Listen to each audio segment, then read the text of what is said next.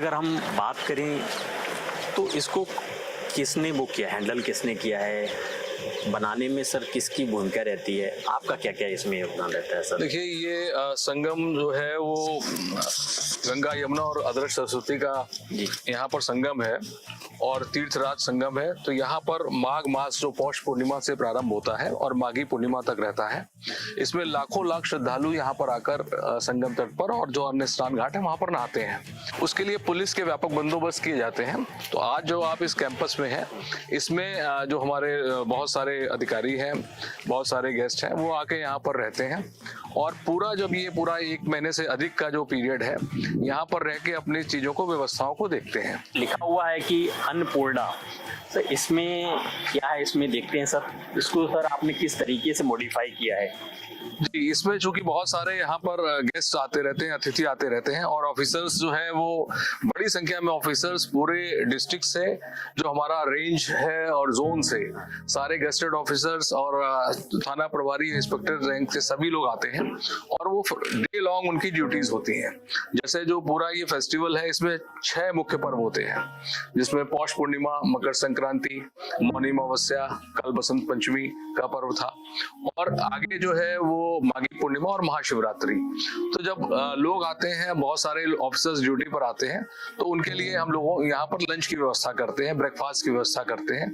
जैसा कि इसके नाम से आपको पता चल रहा है अन्नपूर्णा, तो अन्नपूर्णा माता जी की कृपा से ये भंडार भरा रहे, इसलिए इसका नाम अन्नपूर्णा रखा गया है और लोग आके यहाँ पर अपना ब्रेकफास्ट, लंच और डिनर लेते हैं। चाह दूधी की मतलब सर गंगा के किनारे में रहने को मौका मिला, आप तो सर उसके पूरे महकमे को हैंडल करते हैं, कैसा फील होता है? निश्चित तौर पे मैं अपने को इसके लिए सौभाग्यशाली मानता हूं कि जब आप और अन्य प्रकार की ड्यूटियां करते हैं तो उसमें आपको जो परक्विजिट्स हैं वो मिलते हैं, सैलरी मिलती है, टीएडीए मिलता है, लेकिन जब हम यहाँ पर परफॉर्म करते हैं तो हम उसके अलावा जब हम अपनी सर्विसेज में कुछ परोपकार और हेल्प करने की भावना जोड़ के करते हैं तो निश्चित तौर पे जो पुण्य मिलता है वो कहीं और किसी ने ड्यूटी में नहीं मिलता। बंगले की तरफ, आपकी तरफ देखते सर फुटेज है कि बंगला है, किस तरीके से डिजाइन किया गया है आपके बंगले को? आपका मीटिंग रूम है, ये एक तरह से ड्राइंग रूम कह सकते हैं, जो हमारे स्थायी निवास होते हैं तो उनमें जिस प्रकार ड्राइंग रूम होता है तो उसी प्रकार से स्थायी ड्राइंग रूम बना हुआ है और इसमें काफी लोग बैठ जाते हैं। क्योंकि यहाँ पर जब भी लोग आते हैं तो बड़ी संख्या में लोग आते हैं, कई अफसर्स आते हैं, बहुत सारे गेस्ट लोग आते हैं, बहुत सारे मीडिया के लोग आते हैं, सोशल मीडिया के लोग आते हैं, बहुत बार साधु संत भी आ जाते हैं, उनका आशीर्वाद हम लोगों को मिल जाता है। तो ये एक ड्राइंग रूम के रूप में हम लोग इसको प्रयोग में करते हैं। अंदर सर किस तरीके बना हुआ है? ये आपका है जी, ये हमारा कक्ष है जी और इसमें नवरात्रि विश्राम हम लोग यहीं पर करते हैं। इसके साथ में एक साइड में और डबल बेड है जी, जिसमें फैमिली मेंबर्स, बेटा बेटी हमारे आते हैं तो वो रुक जाते हैं जी। और पूरी व्यवस्थाएं की गई है, बेड है, ड्रेसिंग टेबल है, सोफा है, हर पूरा मतलब कमी किसी तरीके की नहीं रहती है। जी जी, ये मतलब सारी आपकी बेसिक जो भी मूलभूत आवश्यकता है उसकी पूर्ति पूरी ये कॉटेज अच्छे ढंग से कर देती है। और लंबा, चूंकि हम लोग को लगभग 2 महीने का पीरियड यहाँ पर कैंप करना होता है तो उसी अनुरूप ये सारी व्यवस्थाएं हैं और आराम से आप रह भी सकते हैं और जब आप नींद पूरी करेंगे तो नेक्स्ट डे आप अच्छा परफॉर्म भी करेंगे। अगर बारिश होती है तो उसके लिए क्या इंतजाम है? ये वाटरप्रूफ है और इसमें बहुत ही तेज बारिश हो तो कभी थोड़ा बहुत पानी आए, अदरवाइज ये वाटरप्रूफ है, इसमें कोई उससे दिक्कत नहीं होती। ये भी जब ठंड होती है तो ठंड का अनुभव होता है आपको। कितने स्पेस में सर इसको बनाते हैं? लगभग 300 स्क्वायर मीटर के आसपास ये क्षेत्र है जिसमें ये पूरा बना हुआ है।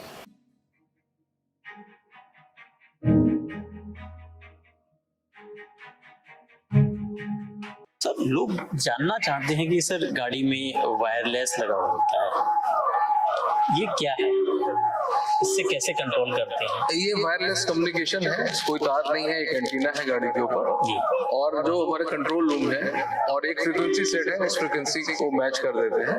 जैसे जो अलग अलग इसमें आप देख रहे हैं बहुत सारे चैनल्स हैं, इसमें 30 चैनल्स हैं और वही चैनल्स को हम हमारा जो मेला कंट्रोल है वो चैनल 1 पे है। तो हमारा जो कंट्रोल रूम है वो इससे कोऑर्डिनेटेड है और अगर हम जब इसको कॉल करते हैं तो ये रिप्लाई करते हैं। मेला control SSP Mela.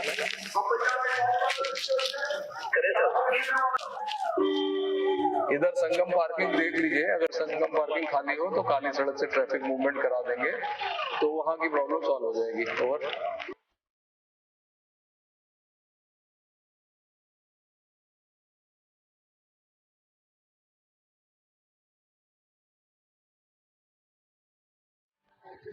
Thank you so much. Your experience to the visit to this Magh Mela. My wife will do that very much better than me. So it's actually we arrived this morning and we came especially for this fantastic day where we can really enjoy the culture from India and feel really how deep the roots are, the heritage from your people. We like to come back in 25 for the big festival. Thank you. Thank you so much.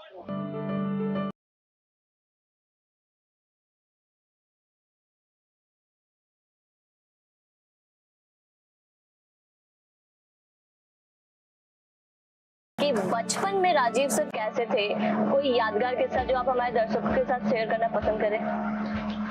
जी, बचपन जैसे कि सभी का बचपन है वो थोड़ा सा नटखट होता है, और अगर मैं अपनी बात करूं तो मुझे थोड़ा सा जब शुरुआत की पढ़ाई है और चीज़ों का मैंने जब शुरुआत की थी तो थोड़ा पढ़ाई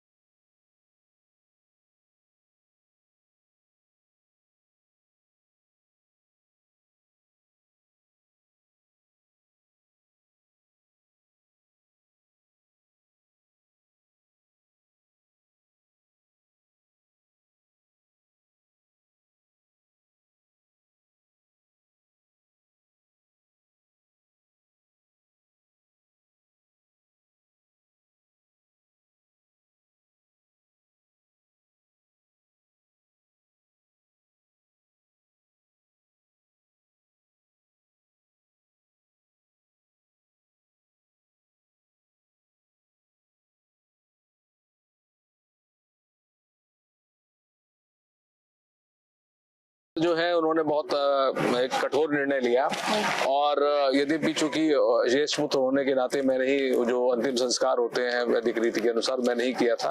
उसमें मान्यता है कि जब तक 13 दिन नहीं हो जाते तब तक जिसने संस्कार किया होता है वो अन्य घर से बाहर नहीं जाता। लेकिन मदर हमारी शिक्षित रही और बड़ी बोल्ड थी, उनको वैदिक ग्रंथों का सारी चीजों का बहुत अच्छा ज्ञान था, व्यवहारिक अनुभव बहुत था। उन्होंने ही निर्णय लिया और कहा कि नहीं, ऐसा है कि तुमको जो है इस इंटरव्यू में अपीयर होना है और तुम इस उद्देश्य के लिए यहाँ पर इंटरव्यू देने के लिए ही मध्य प्रदेश से आए हो, दूसरी सर्विसेज से यहाँ पर आए हो। मतलब आपकी मम्मी ने आपको बहुत सपोर्ट किया और मैं अपीयर हुआ और सफलता भी मिली। सर, अभी बसंत पंचमी गया है, अभी कुछ दिन पहले संक्रांति गया है, इतना बड़ा त्योहार है, मतलब माँ गंगा का आशीर्वाद लेने सब आते हैं और इतना अच्छा व्यू तो सभी देखने आते हैं। एक तरह से कहा जाए तो इतनी भीड़ को आपने कैसे हैंडल किया? आपने अपने जवानों को किस तरीके के रिस्ट्रिक्शंस दिए थे? जी, इसमें एक चीज मैं कहना चाहूंगा, यदि भी संख्या बहुत होती है तो सामान्य शब्दों में हम उसको भीड़ कहते हैं, लेकिन हम लोग उसको श्रद्धालु प्रबंधन कहते हैं, क्योंकि श्रद्धालु एक आस्था के साथ यहाँ पर आते हैं, एक उद्देश्य की पूर्ति के लिए आते हैं। तो हमारा मुख्य उद्देश्य होता है कि हम उनको दो चीजें उपलब्ध कराएं। एक तो सुगम आवागमन माघ मेले क्षेत्र में, जब वो संगम तट पर या जो अन्य हमारे 16 स्नान घाट है वहां तक आए तो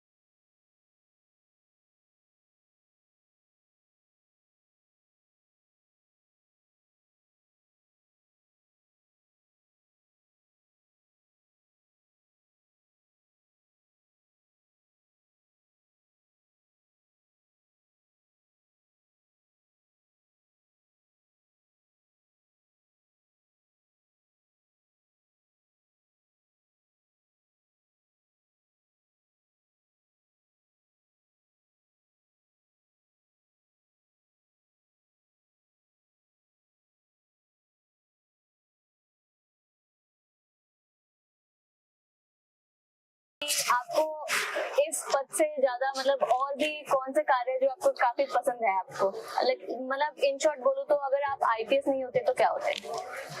जी, अगर जैसा आपने कहा, अगर पुलिस सेवाओं में नहीं आया होता तो शायद मैं टीचिंग का काम कर रहा होता, पढ़ा रहा होता, और मैंने डिग्री कॉलेजेस में पहले पढ़ाया भी है। उसके अलावा भी अभी भी शौक है, मैंने जैसे अभी पहले कहा कि मैं बहुत सारे स्कूल में बच्चों के साथ, बड़ों के साथ सबसे इंटरेक्शन करता रहता हूँ। और अभी भी जो है हमारे चूंकि मेरी ओरिजिनल पोस्टिंग इस वक्त वाराणसी में है, तो बहुत सारे वहाँ पर जब नए रिक्रूट्स आते हैं तो उनके साथ मैं इंटरेक्शन करता हूँ, उनको जो है पुलिस के बारे में या अन्य चीजों के बारे में एक अपने अनुभव उनको शेयर करता हूँ, जिससे कि जो हमारा बल है उसमें सुधार हो और उनकी पर्सनैलिटीज में कुछ चीजें वो लेना चाहें तो वो लें।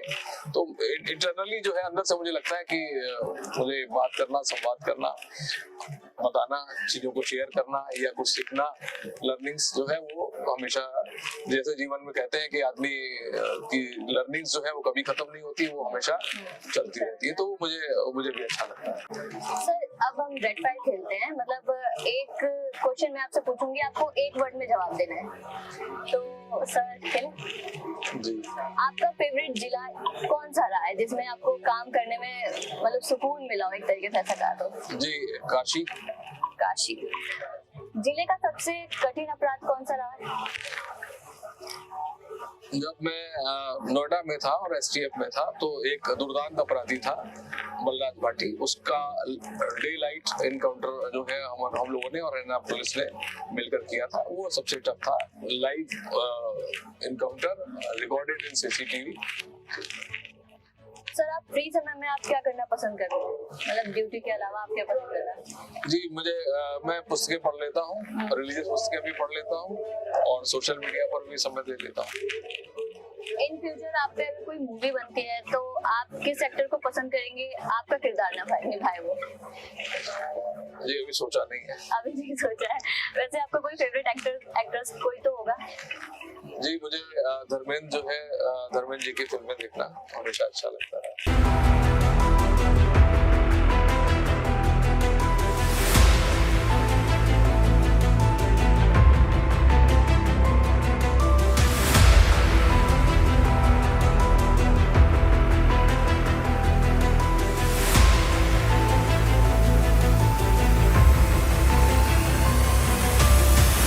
एक माघ मेले की संगम तट में से हमारे पीछे वो आरएएफ की टीम है। इस टीम को भी सर हमारे साथ ब्रीफ करेंगे, इसके बारे में बताएंगे इनका क्या कार्य है। सर, आरएएफ की टीम है, आरएएफ को पहले सर ब्रीफ करेंगे सर शॉर्ट में। सर देखिए, जो रैपिड एक्शन फोर्स है ये इस माघ मेले में हमारे पास 2 टीमें हैं और जो मुख्य पर्व है, ये मुख्य पर्व के लिए अपना योगदान देते हैं।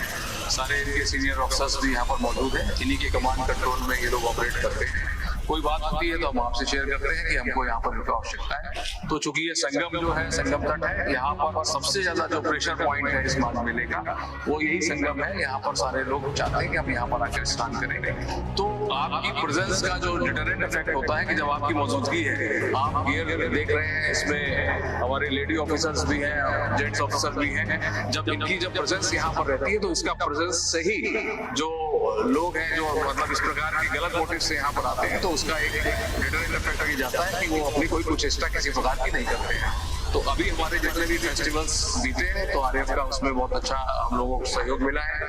जो हमारा मेन एंट्रेंस है, जैसे जिसको हम लोग जीटी जवाहर कहते हैं, जहाँ से सारा यहाँ पर इन्फ्लक्स होता है, वहां पर आपकी प्रेजेंस रहती है तो मालूम हो जाता है कि प्रवेश द्वार पे सारी व्यवस्था चाक चौबंद है और आपकी प्रेजेंस का हम लोग को लाभ मिलता है। और बाकी ये चूंकि इनका ये स्ट्रेटेजिकली और ट्रेनिंग इनकी इस प्रकार की है कि किसी भी प्रकार की कोई कंटिजेंसी हो, कोई लॉ एंड ऑर्डर से रिलेटेड कोई चीज हो तो वहां पर ये निपटने के लिए सक्षम है। इनके पास सारे अपने गियर्स हैं और वैसे यहाँ चूंकि श्रद्धालु प्रबंधन है, इसकी आवश्यकता नहीं पड़ती है, आपकी मौजूदगी का ही बहुत महत्व है। लेकिन फिर भी ये किसी भी कंटिजेंसी से निपटने के लिए, कोई आकस्मिकता की स्थिति हो उससे निपटने के लिए हमेशा तैयार और अभी तक कोई ऐसी की घटना हुई है इस माघ मेले में? जी, अभी तक यहाँ पर कोई भी इस प्रकार की कोई घटना दुर्घटना नहीं हुई, कोई दुर्घटना भी नहीं हुई है, ना जल में हुई है ना थल में हुई है। कौन लीड कर रहा है अभी यहाँ पे? मतलब RAF के लिए RAF में हमारे जो ये TNC साहब हैं, हम मौजूद हैं और पूरी इस टीम का नेतृत्व आप ही कर रहे हैं। प्रिय साथियों, आप लगातार इस माघ मेले में जो हमारे पीछे के पर्व निकले हैं, सभी ने आपकी टीमों ने, अलग अलग टीमों ने आके यहाँ पर जो योगदान दिया है, और जो मुख्य रूप से हमारा जो मौनी अमावस्या का पर्व था, उसमें जैसा कि सभी जानते हैं कि लगभग 2 करोड़ 9 लाख लोगों ने 2 करोड़ 9 लाख श्रद्धालुओं ने आके संगम तट पर और अन्य स्नान घाटों पे जो स्नान किया और वो सुरक्षित स्नान करने के बाद अपने गंतव्य को सुरक्षित वापस गए, जिसकी सराहना माननीय मुख्यमंत्री जी ने, प्रदेश सरकार ने, सभी वरिष्ठ अधिकारियों ने की है। और उनका मैसेज मैं आप सब तक ये पास कर रहा हूँ कि ये उसके लिए आप सभी, आपका योगदान बहुत प्रशंसनीय है। आप सभी का जो योगदान रहा है, सब लोग प्रशंसा के पात्र हैं। मेरी शुभकामनाएं हैं, और जो आपने योगदान दिया है, जो आगामी हमारे आसन्न पर्व है, उसमें भी आपका सहयोग इसी प्रकार हमको मिलता रहेगा।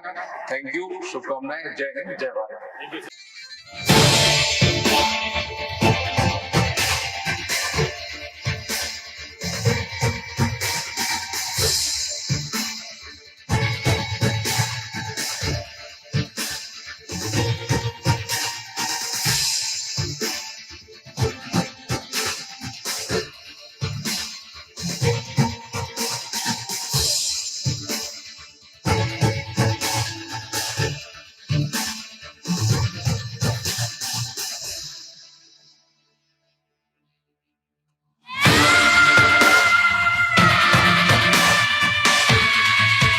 सर, ATS का क्या महत्व होता है? हमारे पास कमांडोज हैं, माघ मेले में ATS काफी अच्छे बल के साथ दिखाई दे रहा है। जी, ATS एंटी टेररिस्ट स्क्वाड है और ये उत्तर प्रदेश पुलिस का ही एक अंग है। ये चूंकि बहुत बड़ा, आप देखते हैं कि बहुत बड़ा जनसमूह यहाँ पर आता है, और किसी भी प्रकार की कोई घटना घटित हो, एक हम लोग उसको प्रिकॉशनरी मेजर के तौर पर इनका व्यवस्थापन, पूरी ATS कमांडोज का व्यवस्थापन यहाँ पर माघ मेले में किया जाता है। ATS का सर अगर बात की जाए तो गठन कब हुआ, और इनका जो ब्लैक ड्रेस है, इसका क्या रीजन रहता है? जी, आप ये देख रहे हैं कि ये सारे स्पॉट जो है वो स्पॉट के कमांडोज हैं, और ये 2017 से सभी लोग ऑपरेटिव हैं। तो ये लगातार इनकी जो अपीयरेंस है, वो अपीयरेंस का भी एक बहुत डिटरेंट इफेक्ट होता है, जिससे कि जब ये खड़े होते हैं और इनकी जो ड्रेस है, ड्रेस में बहुत सारे इनके पास पॉकेट्स और बहुत सारे जो इक्विपमेंट्स को उनको अपनी बॉडी के साथ हमेशा लेके जाना होता है, उसके लिए सारे इनके जो ड्रेस है, ड्रेस की यूनिफॉर्म के साथ उसको समायोजित करते हुए ये ड्रेस बनाई गई है। इनके पास जो गन होती है, इसका क्या है सर? ये वेपन है।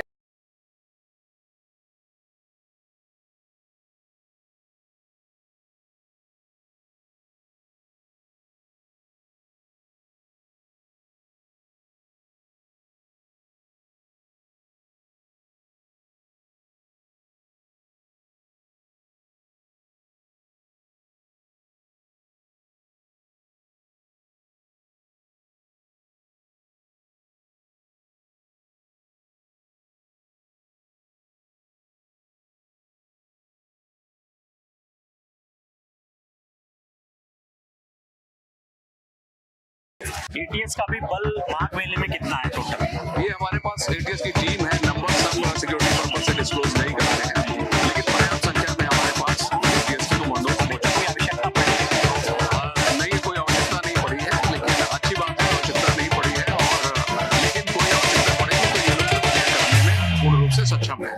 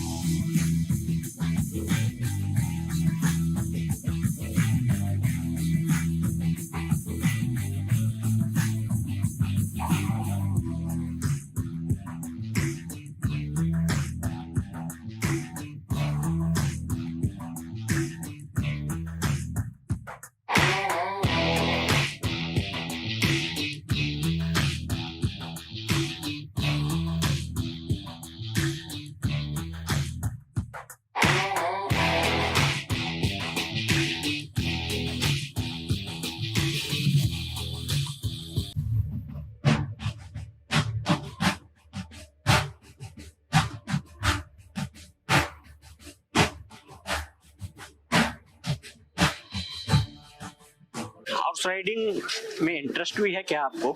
जी, हॉर्स राइडिंग में हम लोग के सारे पुलिस कर्मियों के, सारे पुलिस ऑफिसर्स में एक ये पार्ट ऑफ ट्रेनिंग भी है और उनको इसकी सिखलाई दी जाती है कि किस प्रकार से आपको घोड़ा चलाना है, क्योंकि घोड़ा भी एक ऐसी सवारी है, देखने में तो बहुत टेम्पटिंग लगता है, राइट। लेकिन इसकी सवारी उतनी आसान नहीं होती है। तो उसको एक पार्ट ऑफ ट्रेनिंग में हम लोग को लंबे समय तक इसका प्रशिक्षण दिया जाता है और हम लोग इसका उपयोग खासकर फेस्टिवल्स में, जुलूस में, जैसे आप ये माघ मेला है यहाँ पर, या जहाँ पर बहुत ज्यादा क्राउड, ऐसा होता है कि बहुत क्राउड यहाँ पर इकट्ठा होना है, वहां पर हम लोग इसका प्रयोग करते हैं। कभी कभी ऐसा भी होता है कि इससे घटनाएं भी सुनने को आती हैं, कभी ऐसा हुआ है इस माघ मेले में? नहीं, घटनाओं की बात तो मेरे भी संज्ञान में, मेरा भी एक लंबा पुलिस सर्विसेज का टेन्योर हुआ है कि घुड़सवार पुलिस की वजह से कोई घटना हुई हो, वैसा मेरे संज्ञान में नहीं। माघ मेले में अगर घुड़सवार इसकी बात की जाए तो कितनी काउंटिंग में ये होंगे? अभी हमारे पास जो है वो लगभग 1 दर्जन के आसपास हमारे पास घोड़े हैं, जो कि अलग अलग जरूरतों पे हम लोग अरेल साइड में, कृषि साइड में, सभी जगह व्यवस्थापित करते हैं। और संगम पर विशेषकर ज्यादा हम लोग इसका उपयोग करते हैं कि वहां पर सबसे ज्यादा क्राउड वहीं पर एकत्र होता है। जो भी श्रद्धालु आते हैं उनके सबकी मन की मंशा रहती है कि हम संगम पर स्नान करें, तो सबसे ज्यादा जो है वो हम लोग इनका प्रयोग संगम घाट पर करते हैं। और सर, इसका महत्व जो हमारे दर्शकों को कुछ नया हो जो आप बता सकते हैं? इसमें चूंकि ये बड़ा चार्मिंग है और लोग अट्रैक्टिंग है, अच्छा लगता है लोगों को, लेकिन जब तक उसकी प्रॉपर सिखलाई न करें तो नया प्रयोग न करें, क्योंकि सावधानी हटी की दुर्घटना घटी और कभी कभी लोग इंजर्ड भी हो जाते हैं, चोट आ जाती है। तो ये सावधानी की सवारी है, आप पहले प्रशिक्षित हो लें फिर इसका उपयोग करें।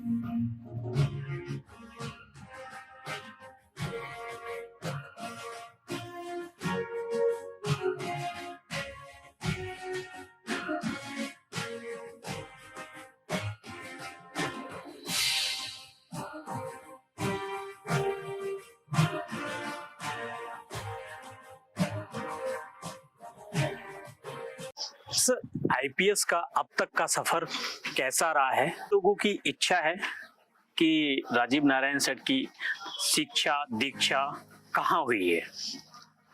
जी, मेरी जो प्रारंभिक शिक्षा है वो उत्तर प्रदेश के विभिन्न जनपदों में हुई, क्योंकि मेरे फादर भी शासकीय अधिकारी थे, शासकीय सेवक थे।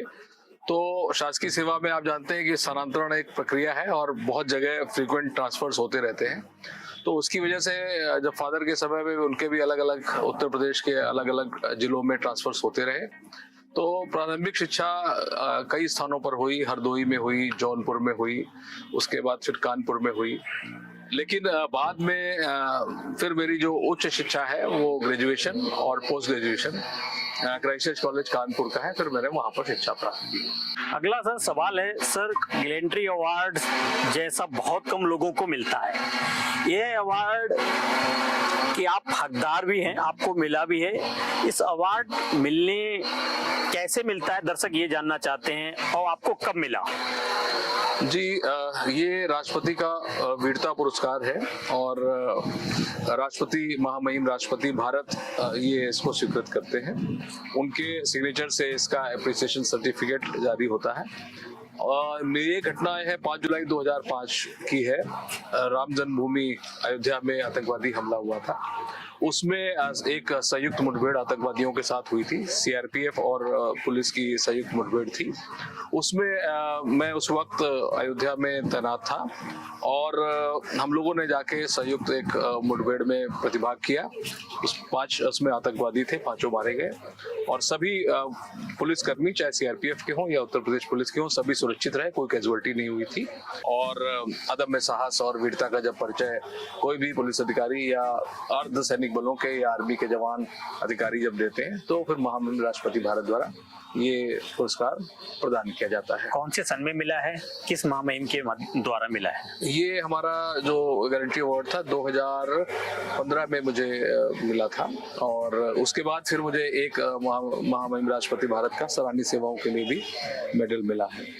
डीजीपी द्वारा स्वर्ण पदक और रजत पदक से भी आप नवाजे जा चुके हैं। क्या मन में क्या रहता था सर, इतने सारे पदक मिलेंगे?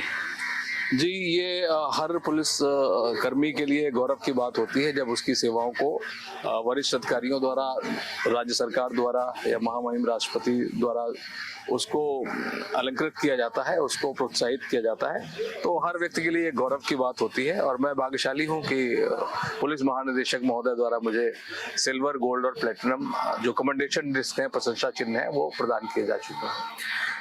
एक सवाल है, पारिवारिक सवाल है। सुनने में आया है कि आपकी माताजी रामायण से काफी प्रेरित थी और गीता का व्याख्यान भी करती थी, क्या ये सच है? जी, ये बिल्कुल सच है। मेरी जो मदर इस वक्त हम लोगों के साथ नहीं है और उन्होंने जब अपनी परास्नातक की शिक्षा पूरी की, उन्होंने 2 विषयों में परास्नातक की शिक्षा प्राप्त की, साहित्य रत्न की भी उपाधि प्राप्त की। अगला सवाल है, उत्तर प्रदेश में भव्य राम मंदिर बन रहा है, लेकिन उसी मंदिर में एक समय था 2005 में आतंकवादियों ने हमला किया था। उस समय आपने आतंकवादियों को ढेर भी किया था, लेकिन आपके पास उस समय किस तरह की सूचनाएं थी उनके खिलाफ? जी, ये घटना वर्ष 5 जुलाई 2005 की घटना है। सुबह का समय था, लगभग 9 बजे के आसपास कंट्रोल रूम के माध्यम से सूचना आई थी कि वहां पर एक विस्फोट हुआ है। क्योंकि वो मंगलवार का दिन था, हम लोग तैयार होकर वहां पर तत्काल पहुंचे, तत्काल प्रतिक्रिया की। रिस्पांस टाइम हम लोगों का मुश्किल से शायद 6-7 मिनट में वहां पर जब स्पॉट पे पहुंचे तो वहां पर जब देखा तो लगातार वहां फायरिंग की आवाज आ रही थी, रुक रुक के फायरिंग हो रही थी और एक्सचेंज ऑफ फायर चला। लगभग 45 मिनट की गोलाबारी हुई। उसके बाद जब ये गोलियों की आवाज बंद हुई तब हम लोगों ने फिर संयुक्त रूप से कॉम्बिंग की, सीआरपीएफ और फोर्स फिर सारा आया, कॉम्बिंग हुई। तब ये मालूम हुआ कि ये टेररिस्ट ऑर्गेनाइजेशन से जुड़े लोग थे और 5 आतंकवादी थे जो मारे गए। देश की सेवा करने के लिए आपने कई सारी नौकरियों को ठुकराया, ऐसा क्या वर्दी का जुनून था जो सर चढ़कर बोल रहा था? जी, इसमें आपको मैं अपना ऑनेस्टली अपनी बात कहूँगा कि शुरू में मैंने बहुत डिग्री कॉलेजेस में लेक्चरशिप के लिए जब कोशिश की और लगभग शायद 14, 15, 16 जगहों पर मैंने इंटरव्यू दिया। फिर पीपीए डिग्री कॉलेज में मुझे पढ़ाने का मौका मिला।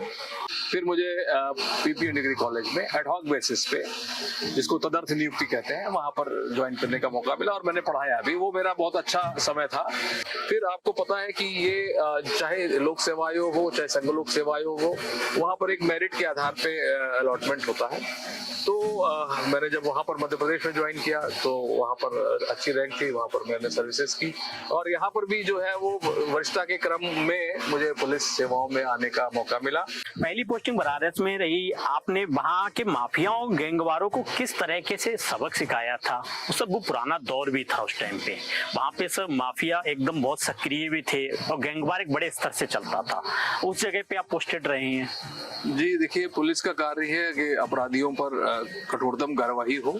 तो उसी क्रम में हम लोगों के प्रयास से, उस वक्त वाराणसी थोड़ा सा संवेदनशील था, पुराने समय की बात है, तो उस समय भी हम लोगों ने कार्रवाइयां की और उसका परिणाम, सुखद परिणाम रहे कि उन पर हम लोग अंकुश लगा पाए। बनारस का एक्सपीरियंस कैसा रहा? बनारस जो कि बाबा विश्वनाथ की नगरी है, काशी है और काशी का अपना महत्व है। हर व्यक्ति काशी में दर्शन के लिए या अन्य मनोरथ के लिए जाना चाहता है और मेरी तो नियुक्ति भी रही, उसका फायदा दोनों तरह से रहा। धार्मिक दृष्टिकोण से भी आप देखें और जो व्यावसायिक दृष्टिकोण है, प्रोफेशनल ड्यूटीज का जहां तक है, वो भी मुझे करने का वहां मौका मिला। आरोप लगते रहे आपके ऊपर, प्रत्यारोप भी लगते रहे। आप हमेशा कहते रहे कि सत्य परेशान हो सकता है लेकिन पराजित नहीं हो सकता है। जी, ऐसा होता है कि पुलिस की सेवाएं बड़ी चुनौतीपूर्ण हैं और बहुत बार ऐसा होता है कि आप जो कर रहे हैं, आपकी नीयत साफ है, आपका उद्देश्य गलत नहीं है, लेकिन बहुत बार चीजें ऐसी होती हैं कि जब दूसरा व्यक्ति कोई उससे प्रभावित हो रहा होता है, उसको लगता है कि इसमें ये कहीं ना उसका स्वार्थ जुड़ा रहता है, तो आरोप लगते हैं। आरोप लगे, लेकिन जो हमारे वरिष्ठ अधिकारी है, उत्तर प्रदेश शासन है, उत्तर प्रदेश सरकार है, उन्होंने चीजों को देखा, एक प्रॉपर इंक्वायरी हुई। इंक्वायरी होने के बाद फिर क्लीन चिट मिली और आज मैं सामने हूँ। महत्वपूर्ण दायित्व भी सुपुर्द किए जा रहे हैं। लोगों के बीच में एक आपकी छवि है सेलिब्रिटी के रूप में, इसके पीछे का क्या राज है? देखिए, कोई हम लोग लोक सेवक हैं, कोई सेलिब्रिटी वाली बात नहीं है, लेकिन मेरा व्यक्तिगत रूप से ये प्रयास अवश्य रहता है कि जो लोग हैं, जो समाज के लोग हैं, महत्वपूर्ण लोग हैं, उनसे हमारा संवाद बना रहे, चाहे वो किसी संगठन के रूप में हो, चाहे व्यक्ति के रूप में हो। जनता के बीच में हम लोग अपना जो पुलिस की छवि है उसको अच्छी तरह से रख सकें, जो पीड़ित है, जो विक्टिम है, उसको हम लोग न्याय दे सकें। और उसकी वजह से ही हो सकता है कि जो आप कह रहे हैं कि थोड़े से लोग जो है वो ज्यादा चाहते हैं, पसंद करते हैं। आप अभी फिलहाल माघ मेले में एसएसपी के तौर पे तैनात हैं सर। बाबा के भेष में लोग अन्य किसी उससे समुदाय से आते हैं, अपना भेष बदलते हैं, इसकी आपने कोई रणनीति बनाई लोगों को पकड़ने के लिए इस माघ मेले में? अगर ऐसा कोई पाया जाता है उनके लिए कोई दंड है क्या? देखिए, इसके लिए हम लोग की जो सक्रियता है, जो इंटेलिजेंस की यूनिट्स है, एलआईयू की यूनिट्स है, जो उस पर हम लोग उसके माध्यम से नजर रखते हैं, सत्यापन का काम भी कराते हैं कि कौन उसके एंटीसीडेंट्स क्या है। जैसे पुलिस की निगाह की बात जैसे कहते हैं ना, तो पुलिस की निगाह तेज होती है, वो संदिग्ध व्यक्ति को भी पहचान हम लोग बहुत आसानी से कर पाते हैं। एक सवाल है, लास्ट सवाल है सर। लोगों यूपी पुलिस को ठोक देने का बल कहा जाता है, क्या ये सच्चाई है?